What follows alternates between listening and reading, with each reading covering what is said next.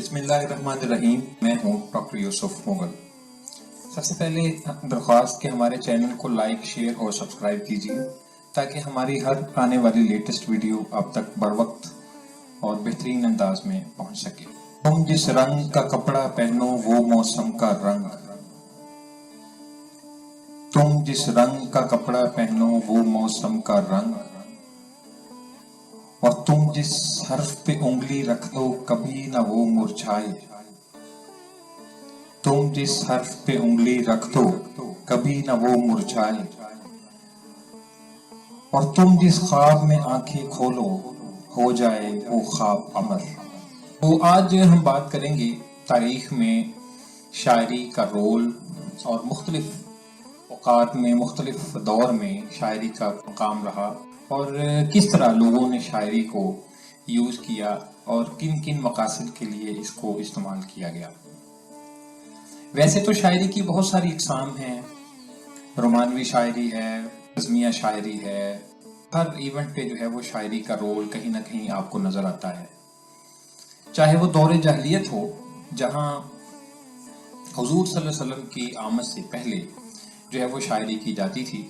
ये शायरी जो थी ये इंतहाई फहुश, लुग़्व और बुरी शायरी कहलाती थी। लेकिन इस दौरान कुछ अच्छे शायर भी थे जो उस ज़माने में भी अच्छी शायरी किया करते थे। फिर हुजूर सल्लल्लाहु अलैहि वसल्लम के ज़माने में हम देखते हैं कि हस्साम बिन साबित जैसे शायर और फिर बाद में वो नात गो हुए और बहुत ज़बरदस्त उनका मुकाम हुआ। मुख्तलिफ जंगों में भी जो है वो शायरी को इस्तेमाल किया गया। मसलन कहा यह जाता है कि ग़ज़वा उहद में जब कुफ़ार ने ये महसूस किया कि अब मुसलमानों को शिकस्त देना बहुत ज़रूरी है, तो उन्होंने एक बाकायदा शायर को हायर किया और उसको बुलाया और उससे बाकायदा ये कहा कि जब भी तुम देखो कि हम जो है वो पसपा हो रहे हैं तो फिर फौरी तौर पे जो है वो शायरी का आगाज करो। मसलन अबू आमिर को बुलाया गया इस मकसद के लिए।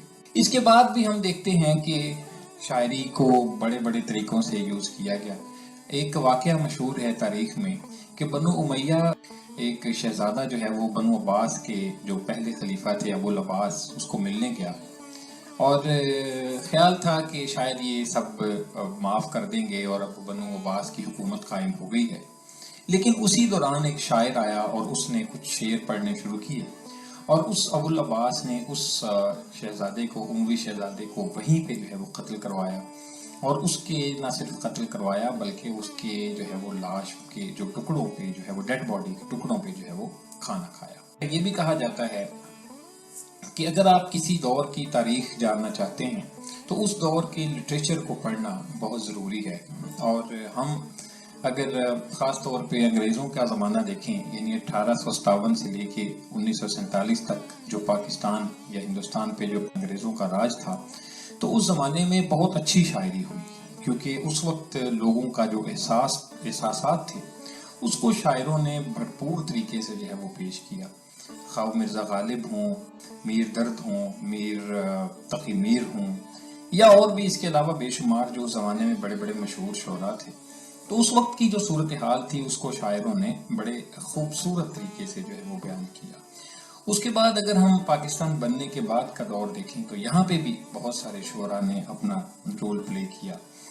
इसके अलावा अगर 1965 की जंग का ज़माना देखें तो यही वो शुअरा थे जिन्होंने बहुत ज़बरदस्त किस्म के मिली नगमे और तराने लिखे और हमारी आर्मी को इतना जोश में कर दिया कि दुश्मन को हमने चंद ही दिनों में जो है वो बहुत पीछे धकेल दिया। तो इसका मतलब ये हुआ कि शायरी को हम मुख्तलिफ मामलात में इस्तेमाल कर सकते हैं। और जैसे मैंने बताया कि जंगों में भी शायरी होती रही है। पुराने ज़माने में ये होता था कि जंग शुरू होती थी तो उससे पहले इसी तरह शुरा जो है वो कलाम पेश करते थे और उसके बाद फिर बाकायदा तौर पे जो है वो जंग शुरू होती थी। और इसी तरह तकरीबन अंदाज यही है, लेकिन थोड़ा सा बदल गया है कि अब जो है वो फिर ये है कि इसी तरह मुख्तलिफ टीवी चैनल से, मुख्तलिफ रेडियो चैनल से जो है वो तराने चलाए जाते हैं, जंगी तराने चलाए जाते हैं और उनमें फिर वो शायरी बयान की जाती है जिसमें वतन से मोहब्बत के हवाले से बात की जाती है और लोगों का लहू जो है वो गरमाया जाता है। تو اس طرح سے تاریخ میں اگر آپ دیکھیں تو شاعری کو مختلف انداز سے استعمال کیا گیا ہے. اب تو بلکہ ہر ایونٹ میں جو ہے وہ شاعری استعمال ہو رہی ہے. وہ جو پہلے ایک بات کہی جاتی تھی کہ جی شاعر جو ہوتا ہے وہ بہت غریب، حساس اور بڑی بری حالت میں ہوتا ہے، تو میرا خیال ہے کہ اب جو شاعری کا زمانہ ہے، یا چلیے اس کو آپ کسی طرح بھی کہہ سکتے ہیں، اچھی شاعری کہہ لیں، بری شاعری کہہ لیں، لیکن اب میرا خیال ہے کہ حالات کافی بدل گئے ہیں. اب شاعروں کے پاس بھی پیسہ آنا شروع ہو گیا ہے، گلیمرس ہو گئے ہیں، اور بہت ساری جو ہے وہ ان کو بھی نعمتیں جو ہے وہ میسر ہو گئی ہیں. تو اس لحاظ سے، اور پھر ہاں یہ بات ہے کہ انسانی جذبات پہ جو ہے وہ شاعری کا اثر ہوتا ہے. اور کبھی کبھی جب آپ بہت زیادہ سیڈ ہوتے ہیں، بہت زیادہ پریشان ہوتے ہیں، بہت زیادہ اپسیٹ ہوتے ہیں، تو اس وقت شاعری جو ہے وہ آپ کو بعض اوقات نئی زندگی دیتی ہے. آپ کچھ نہ کچھ جو ہے وہ جب شاعری کو پڑھتے ہیں یا سنتے ہیں تو پھر آپ کو آپ کے ذہن میں بہت اچھی اور بہتری کی امید جو ہے وہ پیدا ہوتی ہے. کچھ لوگ خراب بھی ہو جاتے ہیں. پھر ہم میں سے ایک اور بھی ہے کہ ہر آدمی ایک زمانے میں شاید شاعر ہوتا ہے. جب وہ ٹین ایجر ہوتا ہے تو اس کو شاعری اچھی لگتی ہے، کہ مختلف اشعار اچھے لگتے ہیں، مختلف جو گانے ہیں وہ پسند آتے ہیں، یا پھر یوں سمجھ لیجئے کہ یہ ایک رومانٹک پیریڈ ہوتا ہے ہر انسان کا. تو اسی طرح لیکن جیسے جیسے وقت گزرتا ہے، وہ پریکٹیکل لائف میں انسان جب جاتا ہے تو پھر بہت ساری چیزیں جو ہیں وہ آہستہ آہستہ اس سے ختم ہوتی ہیں. لیکن پھر بھی کہیں نہ کہیں کسی نہ کسی گوشے میں شاعری کا جو انسان کے اندر جو رول ہے وہ موجود رہتا ہے. چاہے وہ شاعری کرے یا نہ کرے، لیکن شاعری سننے کا، شاعری کو پسند کرنے کا اس کے اندر جذبہ جو ہے وہ موجود رہتا ہے. اسی شاعری کا بہت سارے جو ہمارے ریلیجس فیکٹر جو لوگ ہیں وہ بھی سہارا لیتے ہیں. ایسے ایسے ترانے تیار کیے جاتے ہیں جن سے لوگوں کو ورغلایا جاتا ہے، ایسا ایسا مواد تیار کیا جاتا ہے، ایسی ایسی چیزیں بنائی جاتی ہیں جن سے لوگوں کو جو ہے وہ اس طرف راغب کیا جاتا ہے کہ وہ باقاعدہ طور پہ جو ہے وہ ایک فنڈامنٹلسٹ جو ہے وہ بن جائیں. تو ہر طرح سے لوگ جو ہیں وہ شاعری کو مختلف انداز میں استعمال کرتے ہیں. لیکن اچھی شاعری وہی ہوتی ہے جو آپ کے لیے، آپ کو سکون دے، آپ کو ایک نئی، آپ کے اندر ایک نئی روح پھونکے اور ایک اچھا انسان بنائے آپ کو، اور آپ کے لیے مزید اچھی جو ہے وہ راستے نکالنے کی کوشش کرے.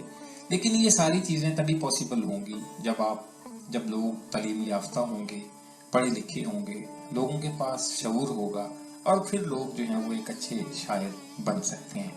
لیکن شاعر بننا ضروری نہیں، شاعری کو پسند کرنا، شاعری کو لائک کرنا جو ہے وہ زیادہ ضروری ہے.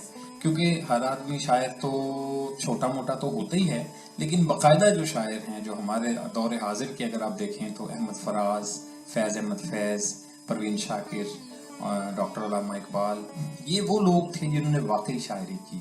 اور آج بھی آپ ان کا کوئی شعر اٹھا کے دیکھ لیں، آپ کو کوئی نہ کوئی نئی چیز، کوئی نہ کوئی نئی امنگ، کوئی نئی امید اور نیا حوصلہ جو ہے وہ آپ کو ملے گا. اور پھر کہیں کسی سے لڑنے کا حوصلہ، کسی کو فیس کرنے کا حوصلہ، کسی سے سیکھنے کے عمل کے بارے میں بات کی گئی ہوگی. یعنی کوئی نہ کوئی آپ کو کام کی بات، کوئی نہ کوئی زبردست انفارمیشن جو ہے وہ آپ کو اس شاعری سے ملے گی. اور کچھ لوگ جو ہیں وہ شاعری کو اتنا پسند نہیں کرتے، لیکن پھر بھی کہیں نہ کہیں ان کا جو ہے وہ شاعری کے ساتھ ملان رہتا ہے. اور تو ہم بھی امید کرتے ہیں کہ ہمارے جو ویورز ہیں وہ شاعری کے حوالے سے اپنے کمنٹس ضرور دیں گے کہ ان کی زندگی میں شاعری جو ہے وہ کیا رول پلے کر رہی ہے. آیا شاعری ان کے ہاں ختم ہو گئی ہے، یا کہیں نہ کہیں شاعری ان کے پاس موجود ہے، ان کے کہیں کسی زندگی کے کسی کونے میں موجود ہے. کیونکہ جب وہ شاعری یاد کرتے ہیں تو پھر ان کو وہ پرانا اپنا زمانہ یاد آتا ہے. یا ابھی جو ہمارے ینگ لسنرز ہیں، ابھی وہ شاعری سن رہے ہوں گے، نئی نظمیں، غزلیں یا اس طرح کی چیزیں سنتے ہیں، تو پھر ان کو شاید ایک رومانویت کا سا احساس ہوتا ہے. اور یہ شاعری جو ہوتی ہے بیسیکلی لطیف جذبوں کا نام ہے. شاعری آپ کو ایک، جیسے میں نے کہا کہ سینسٹیو، ایک حساس انسان بناتی ہے. چھوٹی سے چھوٹی تکلیف کو جو ہے وہ شاعر بیان کرتا ہے، اور بہت سارے لوگ جو ہیں وہ اپنے ارد گرد ہونے والے مظالم کا چونکہ وہ بدلہ تو نہیں لے سکتے یا شاید وہ لڑ نہیں سکتے معاشرے سے یا زمانے سے، لیکن پھر بھی ان کو ہائی لائٹ کرتے رہتے ہیں، بتاتے رہتے ہیں کہ کتنی ناانصافی ہے اور کیا ہمارے ارد گرد جو ہے وہ ہو رہا ہے۔ تو یہ ساری چیزیں جو ہیں وہ ایک حساس شاعر ہی آپ کو جو ہے وہ بیان کر سکتا ہے۔ تو امید ہے کہ کمنٹس جو ہے وہ ہمیں ضرور بھیجیں گی، اور ہم بھی جو ہے وہ آپ کے کمنٹس کی روشنی میں اپنے چینل میں مزید امپرومنٹ کی جو ہے وہ کوشش کرتے رہیں گے۔ تو ایک دفعہ آخر میں پھر ریکویسٹ کہ ہمارے چینل کو لائک، شیئر اور سبسکرائب کیجیے تاکہ ہم آپ کے لیے مزید انفارمیٹیو اور بہترین اور معیاری ویڈیوز جو ہیں وہ لاتے رہیں۔